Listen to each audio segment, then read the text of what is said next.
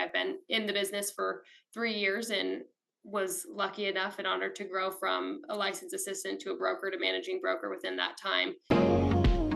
NAI Global presents How's Biz?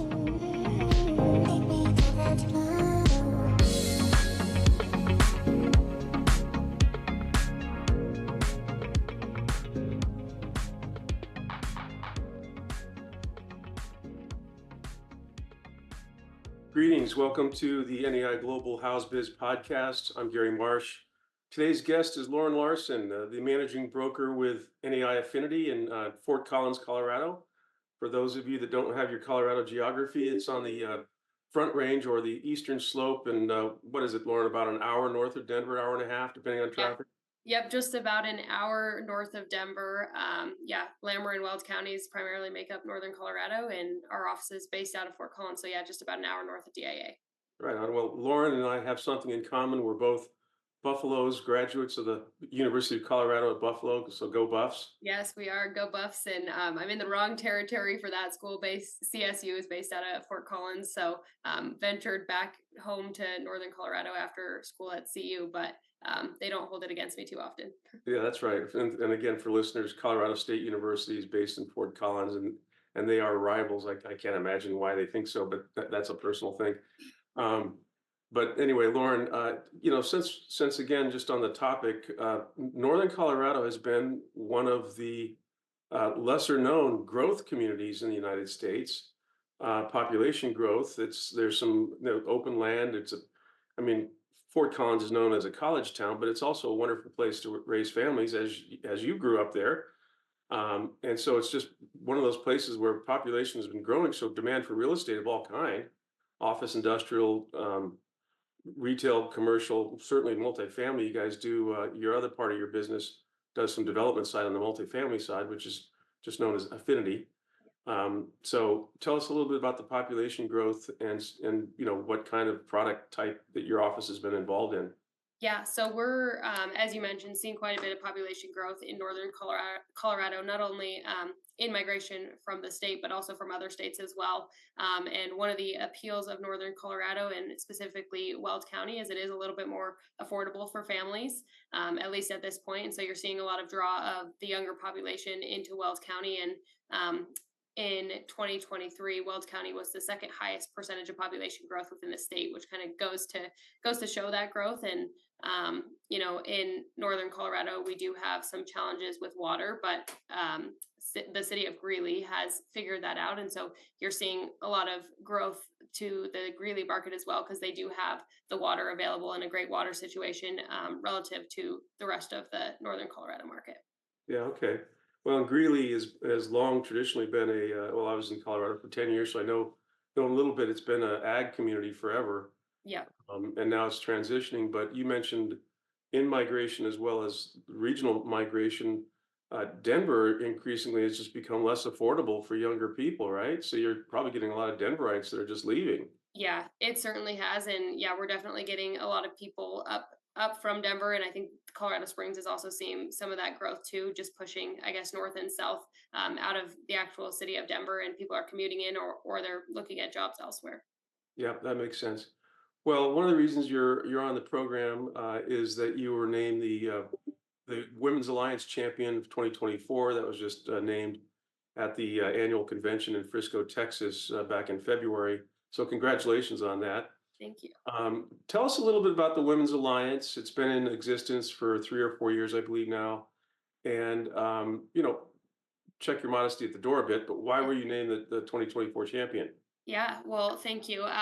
The Women's Alliance has about, at this point, I believe it's about 180 members. And to my knowledge, I wasn't there when it first started, but I think it started as 30 members. And so it's grown pretty rapidly and exponentially. And I was lucky enough when I was first introduced, into the business and first started at NAI Affinity to be connected with Amber Brandhagen, and she has been a wonderful mentor for me and got me involved, along with a recommendation from Jay to be in the Women's Alliance. And so I've been able to participate in not only the Women's Alliance, but also with her and others that are in the Women's Alliance network, offline as well, and just have gotten to know some of those members. And so I think that goes into it, just being in front of people, as a part of the nomination, and then also just how quickly I've grown in the industry. I've been in the business for 3 years and was lucky enough and honored to grow from a licensed assistant to a broker to managing broker within that time. And so I think that story is something that was interesting to people and got me recognized. Well, exactly. Well, the word mercurial rise comes to mind. Those are two words, but the word mercurial, we don't get to use it very often. But that's a 3 year launch that's just been rapid. It's amazing. But I think going back to, do I understand you got your real estate license while you're still a sophomore in college? Yeah, so I was just coming out of my sophomore year of college and got my real estate license. So I started with NAI Affinity when I was the March of my sophomore year, and then was licensed by that June or July. So just going into my junior year of college or coming out of my sophomore year. Yeah. Not many people. I mean, a lot of us find our way to commercial real estate indirectly and usually later in life, at least after college. But you were still in college. Tell us a little bit about the background there. I believe your father was involved in construction and custom home building. Yeah. So my dad is a custom home builder here in northern Colorado, and my mom is an estate planning attorney. So I grew up around the business community and specifically residential real estate with my dad, and we'd go to open houses on the weekends. And I mean, we do that more than one weekend a month probably. And I'd get to see the progress of the houses that he was building. And so I always found real estate, more specifically residential real estate initially, to be interesting.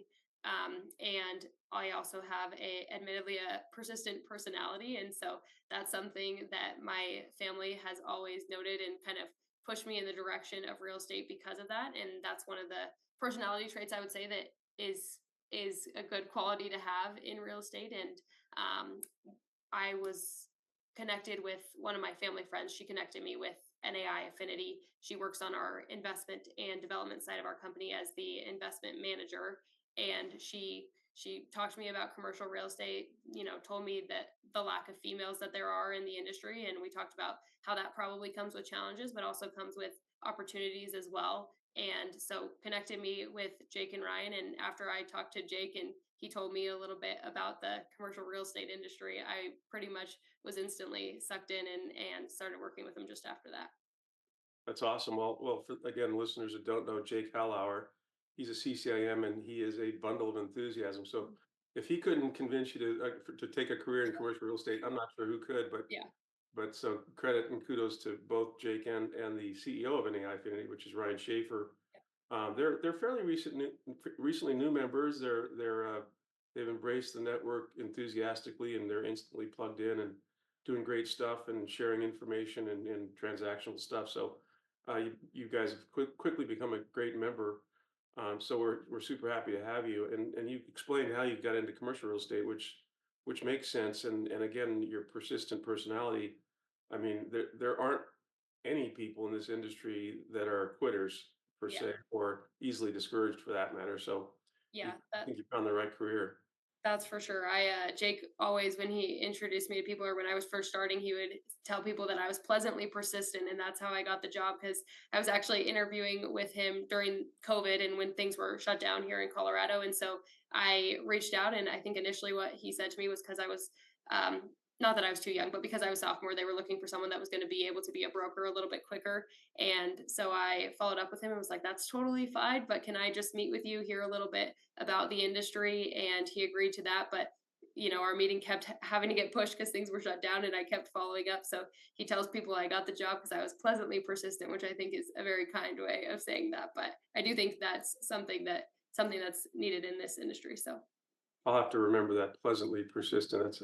That is yeah, a nice phrase, if you will. yeah, Well, you got in, you're in, notwithstanding the awesome mentorship between Amber, who we love as well, and Jake and Ryan. But still, you're a young woman.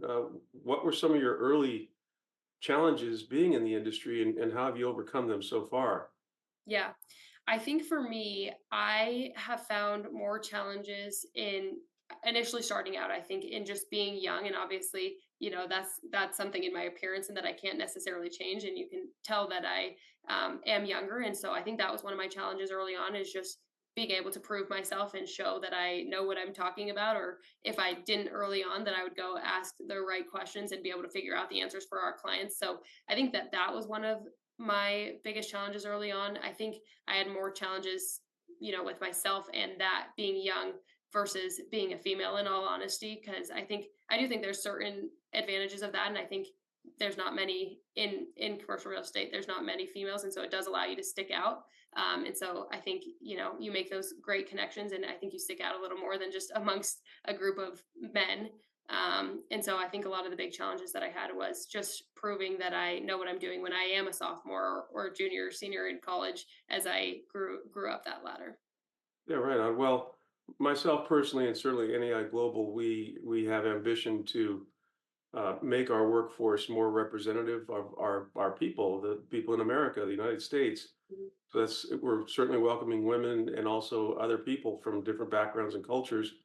But I'm curious, since you mentioned this, Lauren, it is a male-oriented industry, including on the occupier, owner, investor side. But do you interface very often with women in some of your transactional work? Not too often in actual transactional work. There are other female brokers, few, but there are other female brokers in Northern Colorado. And so I interact with them and grab coffee with them and we pick each other's brain with the brokers. There are some female developers in Northern Colorado, but I would say more often than not, it's me on a Zoom with all other men or me in a transaction with all other men, which is unfortunate. And I hope, I think we're starting to see more females in the industry, but I hope that that continues to grow even further and it starts to even out a little bit more. I think just a little time will tell, but certainly the Crew Network, Commercial Real Estate Women, has made incredible progress through the years.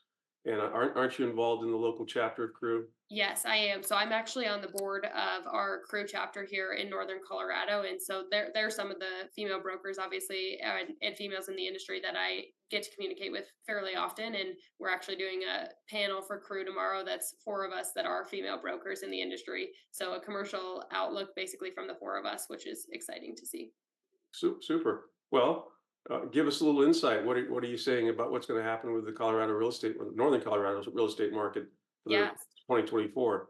Yeah, so one of our questions is actually the difference that we've seen in 2023 versus 2024. And my team, Jake, Ryan, and myself, we do work primarily 70% on development land transactions. And so what we've seen so far this year is a lot of the deals that fell out of contract in 2022 and even 2023 here at the start of 2024, we've seen that activity pick up and we're starting to see those deals either have already gotten under contract or seeing more activity and are close to getting those under contract, which is encouraging to us and shows that there's demand in the market and that developers can get comfortable with their pro forma now, having more stability and not having rates raise so rapidly.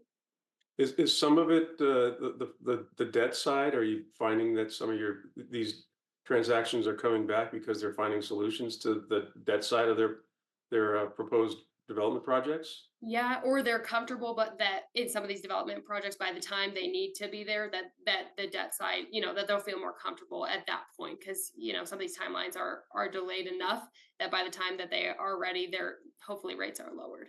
Yeah, that makes sense. I mean, uncertainty is the absolute deal killer in real estate. Yeah. And if you don't know where your floor is going to be, it's hard to project where the ceiling could be, right? Exactly. And last year felt, I think, very uncertain for a lot of people. And this year it feels a little bit more stable, at least, barring anything unforeseen, it at least feels more stable. Well, that's good news, and we hope it transcends across the country into other markets and NAI global professionals.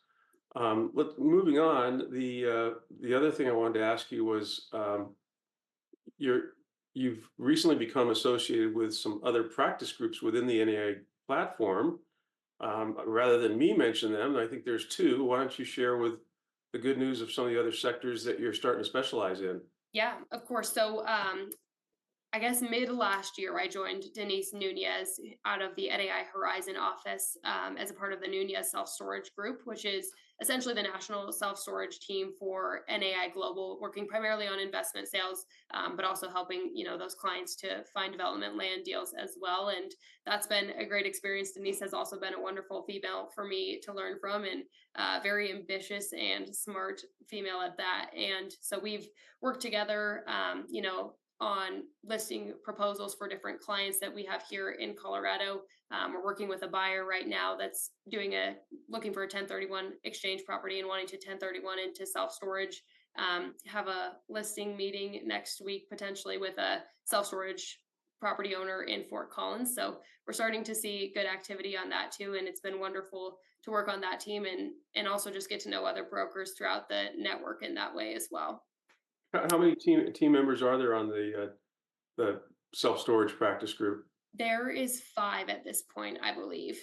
So, we're hoping to, I think, grow that with time, but want to make sure that I think with that self-storage group that it's growing thoughtfully too, and we're bringing in the right people. And Denise can speak better to that than me because I just work on the Colorado transactions, but I think that would definitely like to grow at some point too.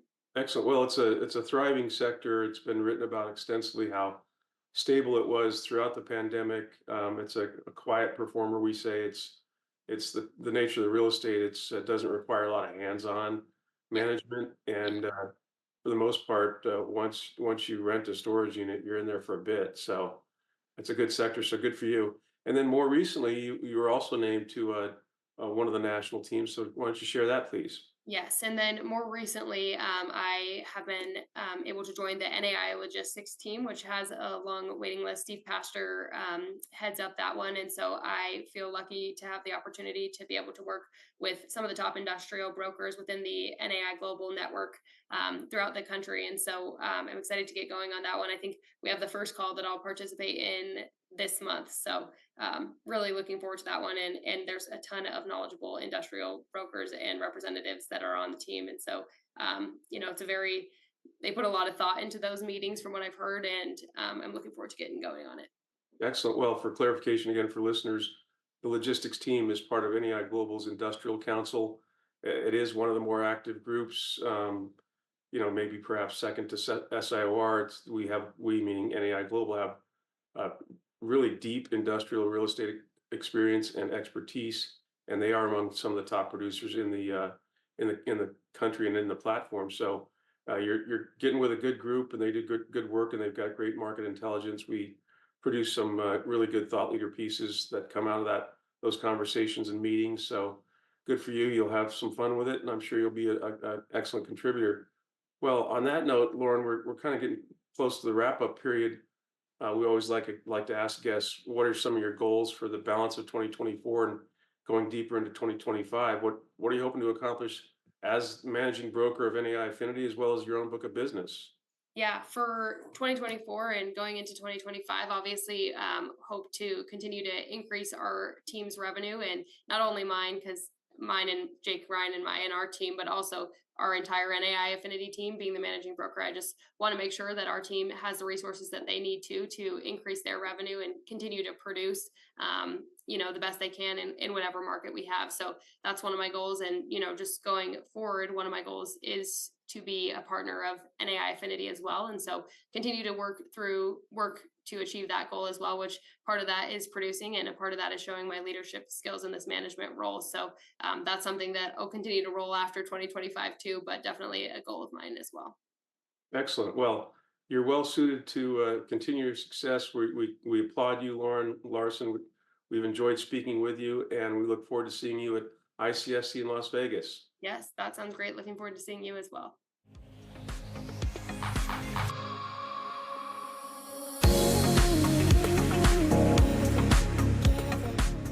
Thanks for tuning in to How's Biz, presented by NAI Global. Review, share, subscribe, and keep an eye out for the next episode.